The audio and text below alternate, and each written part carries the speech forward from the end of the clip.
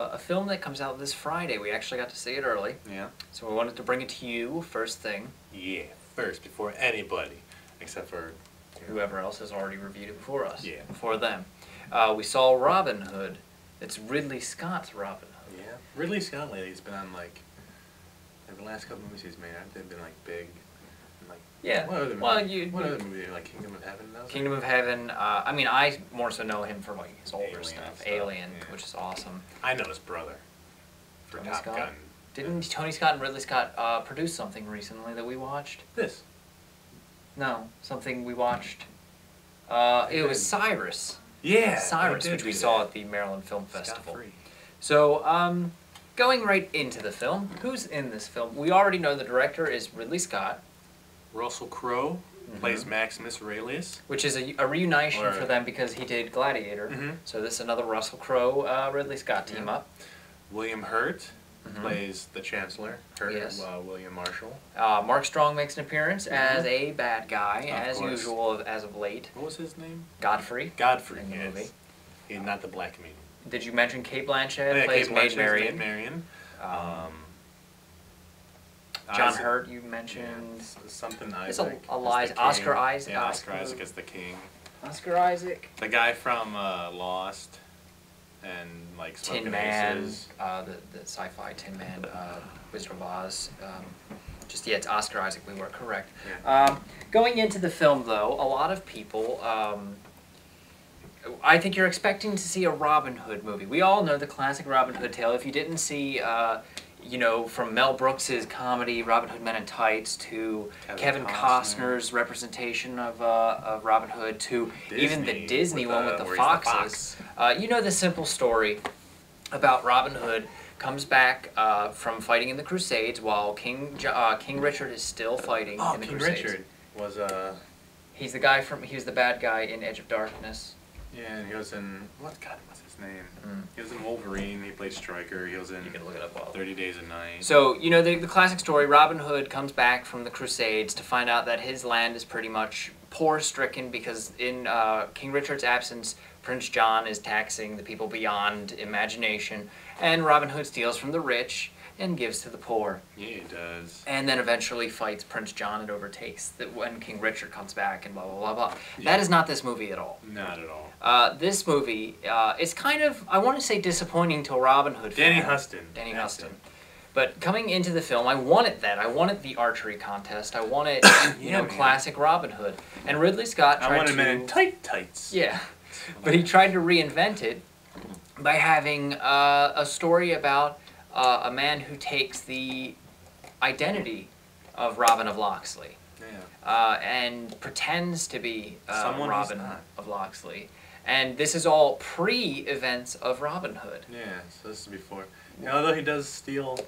He steals at one point in the film. But it's not from the rich, it's just from a bunch of douches. It's from religious aspect. Yeah. But in general, there at no point in time in this movie, if you are expecting classical Robin Hood, steal from the rich, give to the poor, even though it is advertised in the trailers as that is the story, it is not about that. This is a war story about the early, 1199 AD, early 12th century England as it's about to be invaded by France and conspirators within. Yeah. It actually, if you took the name of Robin of Locksley and Robin Hood and you took the king's name and changed it and all, this would not be about Robin Hood at all. I don't know.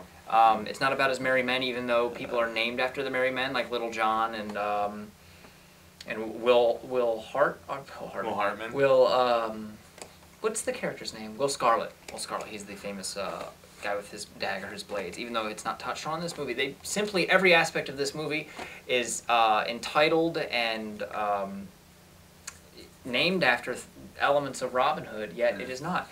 And I, in no means, am a expert in Robin Hood. Yeah, I really have when it comes to Robin Hood. It's not historically in general. I mean, I believe the events that transpire between England and France are historical. Yeah.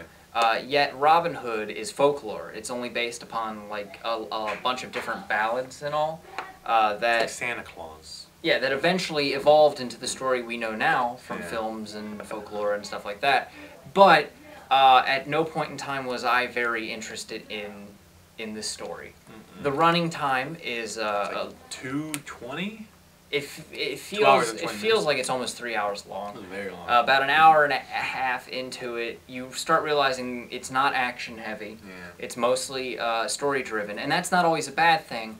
But when you go into this movie that's advertised as action heavy, and you at the same time And with are so many expecting characters it. that are so bland. Well, it's basically he took characters from Robin Hood folklore and just didn't develop them at all, and put them into a situation that they're not really supposed to be in. I mean, going with the poor and taxation and all, yeah, but sure, you could put that in modern day. You can make a modern day Robin Hood I'll be movie, Robin Hood.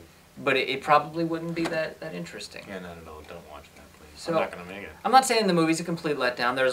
There are some good performances. John Hurt was really good. I like John Hurt and everything. I think, although I think his best performance is History of Violence because he doesn't sound or really. John Hurt, I think I really enjoyed him in Mr. Brooks. Oh wait, that's William Hurt. William Hurt. John Hurt. Alien. Yeah. Yeah. Are we mixing the two? Yeah, we're thinking of William Hurt. William Hurt's in the movie. Yeah, we were talking about John Hurt, weren't we? But it's William Hurt. Yeah. Yeah. We were talking about William Hurt, but calling him John Hurt. Yeah, it's William Hurt. Yeah, William I'm Hurt. sorry. But Mr. whatever, Brooks, History of you know Violence. what you're. Oh, it was what a we're talking shoo-in, about. Joey. A shoo-in. So overall, impression. I would still say that the movie is watchable, but at the same time, getting into aesthetics of the film, a lot of the very dark scenes. Hey, our viewers are gonna be mad that you're to play with stuff. Sorry.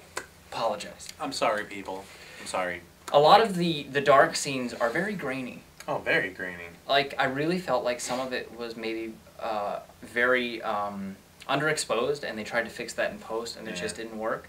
And a lot of the sound for the outside shots was very muffled, and it didn't feel like it was properly done. And I mean, for a big Hollywood film, I would expect a little bit more. Yeah, and I think all of the outside nighttime shots were shot night for day. I did get that Because feeling. everything was really blue, and the sky was like a tad. If you can see the sky through the trees, you'll see some white. And I guess maybe you can mistake that for moonlight, especially when you see like the light hitting their face. It's like that's not moonlight. Yeah. That's sunlight.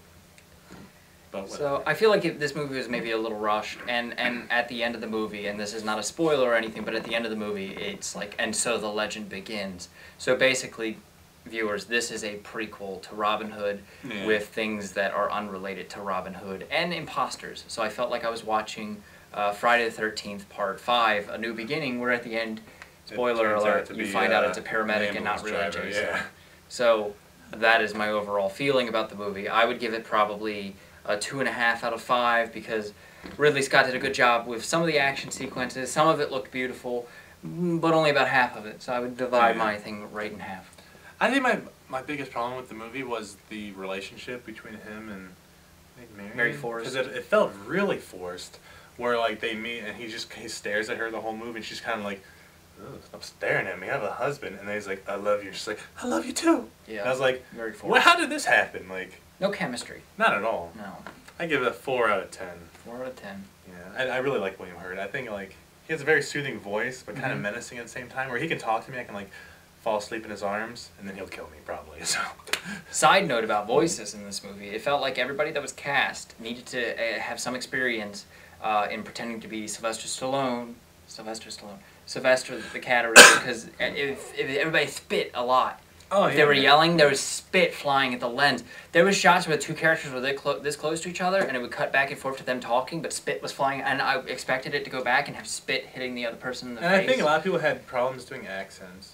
Yeah. Because like, I didn't feel like there was a lot of accents. Well, because like Russell Crowe's like, "I'm English, but I sound Australian," which kind of makes sense, you know, because Australia. But then there's one guy's like, "I'm English," but he's like Irish, and I was like, "You're not English." And the subtitles were in yellow. Yeah. Was that weird? That felt weird. It did feel weird. I feel like the only time you need to put subtitles in yellow is if you're like subtitles on outside, kind of bright, you know, like. Well, ironically enough, it was French dialogue that was yellow subtitled, which I believe, like in Amélie and stuff, they do that, where it's French dialogue is yellow subtitle. Is that a rule? If it is, I don't know. But I wanted my subtitles to be white in this film. And I will leave you guys with a question. This has been bothering me for a while. Unrelated to movies. Real quick, if I were to say, show me the number 3 with your hand, how would you do it, Anthony? Boom. And I would do this. So what is the right way? What is the incorrect way? It's Anthony's way. I know sign language is this. Germans do this. Lazy people do this, I feel. I want to know what the story is behind it. If anybody has anything to tell us about it or whatever, I'd like to know. Sean does this also. A lot of... Allie does this. Everybody does this. I say this. So. And I'm going to leave you with, I hope Tony Scott's movie is a lot better than this. Okay. Till next week. Peace.